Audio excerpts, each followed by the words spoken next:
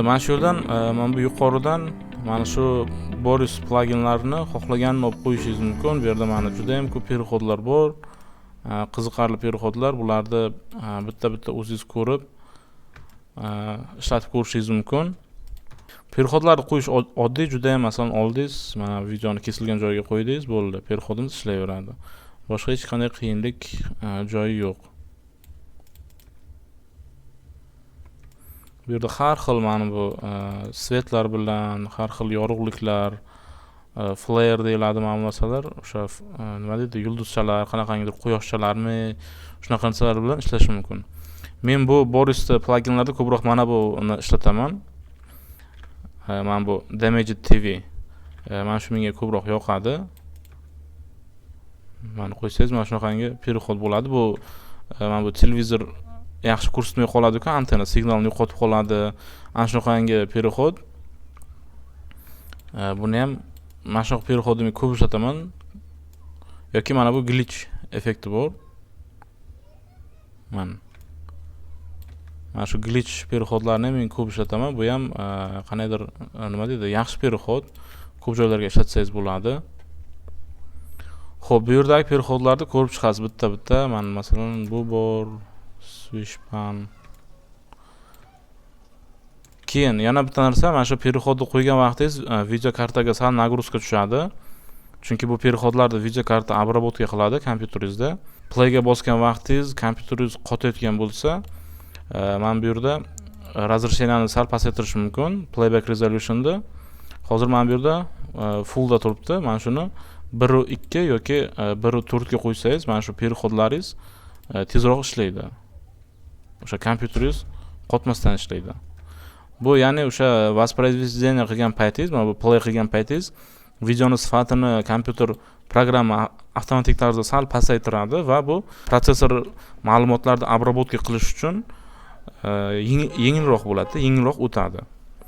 Bu narsa masalan ko'p переходlar, ko'p effektlar, ustma sloylar qo'ygan vaqtingizda mana shu resolution'da fullda turgan bo'lsa, 1.4 ga qo'yib qo'ysangiz, kompyuteringiz qotmasdan normalniy montaj qilsangiz bo'ladi. Endi keyingi plugin bu yerda eng mashhur, mana bu Adobe Premiere'dagi eng mashhur plugin переходlardan biri bu Film Impact firmasini переходlari. Buni juda ko'pchilik ishlatadi. Mana shu переходlarni shaxsan men ham, menga ham yoqadi umuman переходlari. Bulardan ham hozir bitta ikkitasini sizga qo'yib ko'rsataman. Masalan, bu yerda ham glitch degan переход bor. Masalan, olib qo'yamiz.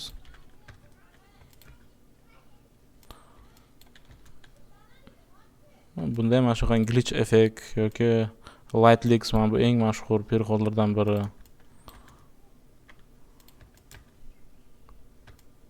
Yoki stripes mana bu.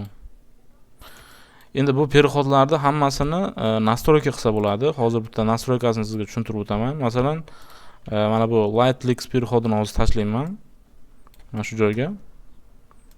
Mana e'tibor bergan bo'lsangiz, videomiz sal mana bunaqangi bir переходchalar nima desa bo'ladi, ular yorug'lik, har xil o'sha kamalak ranglardan iborat bo'lgan переход o'tadi. Bu ham chiroyli переход. Masalan, mana shu переходni настройка qilsa bo'ladi. Buning uchun mana shu переходni ustiga bitta bossangiz, prosta shunday bir bosasiz, mana bu effects control panelida o'sha переходni настройкалari chiqadi. Bu yerda mana ekspozitsiya, flash, hue ranglari, aylanishi, mana shularni настройка qilsa bo'ladi.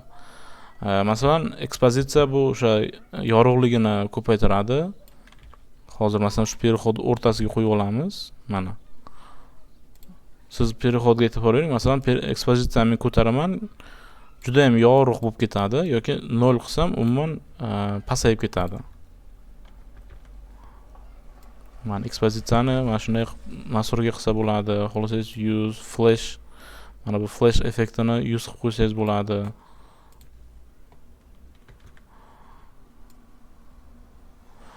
Umuman mana shu nastroykalar orqali siz o'zingizga xohlagan, o'zingizga ma'qul bo'lgan nima deydi? Nastroykani to'g'rilab olishingiz mumkin переходga. Bu hammada bor, hamma переходda bor. Любой переход ustiga bossangiz mana shunaqangi настройка chiqadi. Masalan, mana bu wave degan переход. Mana shuni o'tyapti.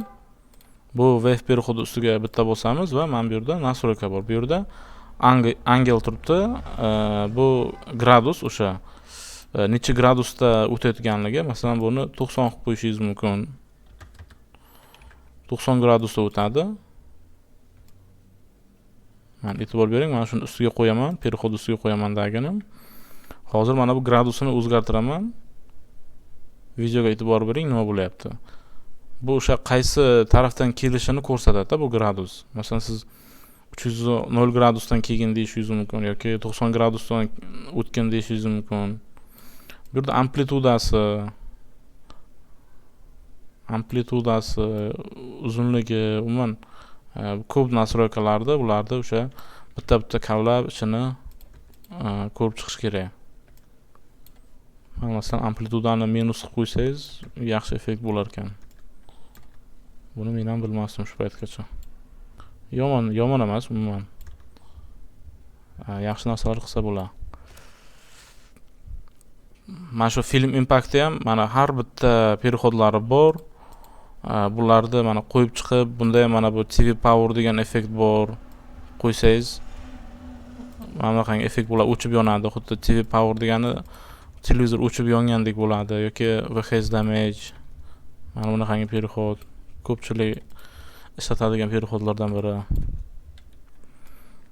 Bular hammasini mana shunday ustiga bosib настройка qilib chiqsangiz bo'ladi va bu mana shu переходlarni bitta o'zingiz ko'rib chiqasiz degan umiddaman. O'zingiz praktika qilib ustida ishlab borishingiz kerak va bitta narsa, mana shu переходlarni eng asosiylarini, masalan sizga kerakli bo'lganlarini nomini eslab qolishingiz kerak. Masalan, mana bu flash, push, roll yoki boyagi TV damage, masalan raise, TV power, VHS damage degan mana shunaqangi nomlarni siz o'sha montaj qilaversangiz eslab qolasiz o'zi avtomatik tarzda.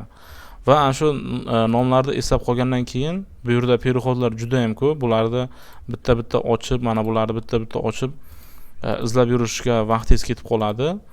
Agar o'sha переходning nomlarini eslab qolsangiz, mana bu yerda poist qilsa bo'ladi.